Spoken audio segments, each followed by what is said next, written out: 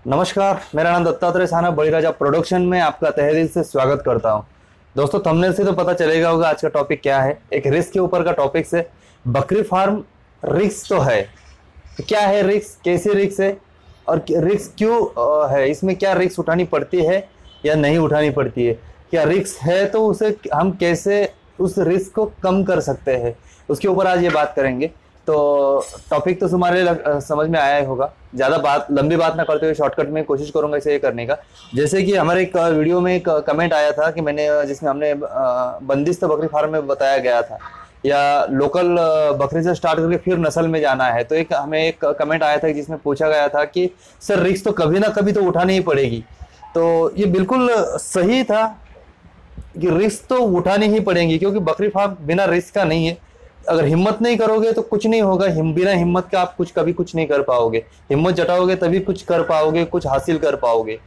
तो लेकिन क्या सही है, क्या शुरुआत में गोट फार्मिंग में रिस्क लेना या नहीं, तो इस पे हम पूरा टॉपिक करेंगे। मैं हमेशा ये कहता हूँ कि जैसे कि कभी भी लोकल मार्केट्स की में जो बकरियां मिलती है, जो तुम्हारे यहाँ पे देसी बकरियां कहा जाता है, उसी से ही शुरू करें।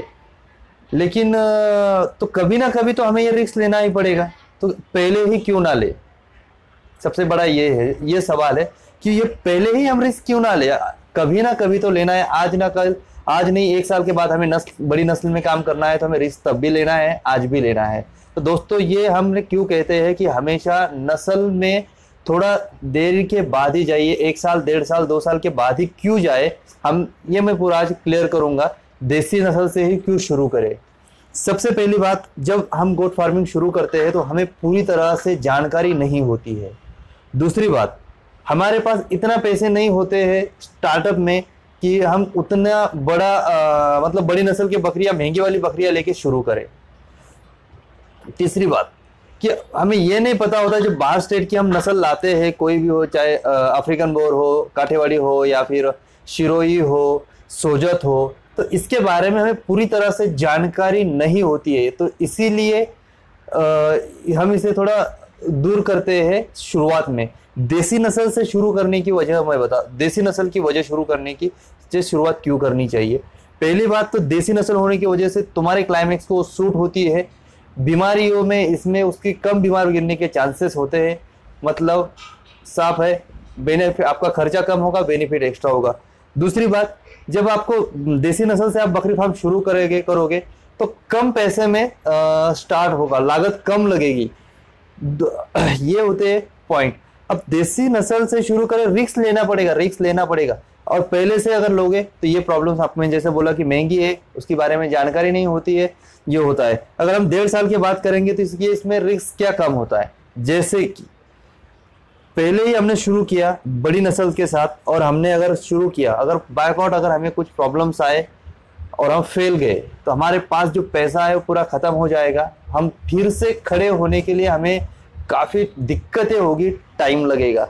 तो इससे अच्छा है कि हम देसी नस्ल से शुरू करें, ताकि हमें प्रॉब्लम्स कम हो जाएंगे और धीरे धीरे हमारे पास उसी फार्मिंग में से पैसा आना शुरू हो जाएगा। एक बार अगर उसी में से धीरे धीरे पैसा आना शुरू हुआ, उसमें का पैसा उठाया और फार्मिंग में लगा दिया, तो हमें कोई प्रॉब्लम्स नहीं होगी। क्योंकि जेब में से जो पैसा जाने वाला है, जो रिस्क है जेब में से पैसा जाने का, वो रिस्क कहीं ना कहीं कम हो जाएगा। तो ये रिस्क को कम करने के लिए ही हम कहते हैं कि बड़ी नस्ल में थोड़ा लेट जाना चाहिए। बड़ी रिस्क का वही होता है कि अगर हम पहले ही अगर देसी नस्ल से शुरू करेंगे, अगर हमारे पास जैसे कि हमने 10 बकरियों से स्टार्ट किया और हर बकरी ने हमें अगर 5,000 रुपये भी दे दिए पहले साल में, ज़्यादा ही देंगी लेकिन हमने पकड़ लिए, कम से कम 5,000 रुपये हमने पकड़ लिए, फिर भी हमारे पास 10 बकरियों के 50,000 रुपये हमारे पास जमा हो जाएगी। तो हम वो 50,000 रुपये अगर हमने डाल भी दिए बड़ी नस्ल में, अगर उसमें हमें कुछ कारणवश लॉस भी होता है, तो हमारी जो प्रॉपर 10 बकरियां है वो प्रॉपर है, उस पर हम फिर से स्टार्ट कर सकते, मतलब कंटिन्यूस कर सकते हैं। हम नस्ल्स में, हमें जो बड़ी नस्ल्स होती है उसके बारे में हमें जानकारी लेने के लिए हमारे पास समय मिलता है। हम उसके बारे में पूरी तरह से जानकारी ले सकते हैं और धीरे धीरे उसे बढ़ा सकते हैं। इसीलिए मैं हमेशा ये कहता हूँ कि कभी भी मेरी तो राय यही रहेगी कि हमेशा देसी नस्ल से ही शुरू करें।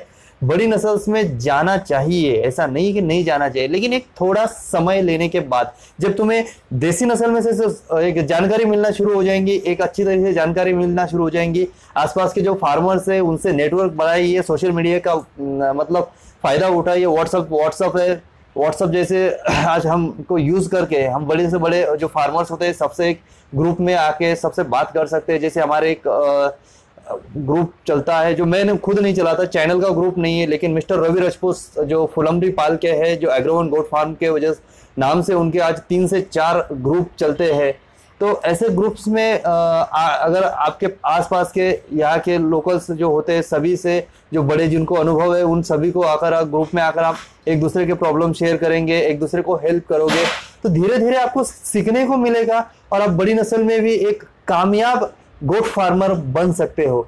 तो कभी भी मैं वही कहूंगा फिर से कि देसी नस्ल से शुरू करो, 1 से 1.5 साल उसी में आप थोड़ा ये करो, जानकारी लो, बड़ी बड़ी जो नस्ल्स होती है उसके बारे में जानकारी लेते रहो कंटिन्यूसली, और फिर धीरे धीरे हर नस्ल की एक एक बकरी भी अगर आप लाते हो, एक एक बकरी हर नस्ल की लाकर अगर आप ये करते हो तो धीरे धीरे आपके पास सभी नस्ल्स की एक अच्छी खासी एक रेंज खड़ी हो जाएंगी और एक अब अच्छे से अच्छे बड़े से बड़े एक सफल गोट फार्मर बन सकते हो। तो जानकारी अच्छी लगी हो तो प्लीज वीडियो को लाइक कर देना, शेयर करो सभी के साथ जितने आपके पास जितना भी व्हाट्सएप में है जो भी फार्मिंग करना चाहते हैं, जो भी किसान है उनके आप सभी को व्हाट्सएप के जरिए, फेसबुक जरिए जैसे ही आप शेयर कर सकते हैं वैसे शेयर करिए। और चैनल को अभी भी सब्सक्राइब ना किया हो तो प्लीज दोस्तों उस काले लाल बटन को काला करके बाजू में आने वाली घंटी को भी एक बार क्लिक कर देना, ताकि ऐसे गोट फार्मिंग के बारे में, पोल्ट्री फार्म या फिर मिल्क डेयरी के बारे में जितने भी हम कोशिश करेंगे सभी वीडियोस लाने के, जो भी खेती की वीडियोस है उस वीडियो को लाने के लिए। तो चैनल को प्लीज जरूर सब्सक्राइब कर लेना, बाजू में आने वाली बेल आइकन के घंटी को क्लिक कर लेना। तो आज के बाद इतना ही था, देखते अगले वीडियो में मिलते, तब तक के लिए जय हिंद, जय जवान, जय किसान।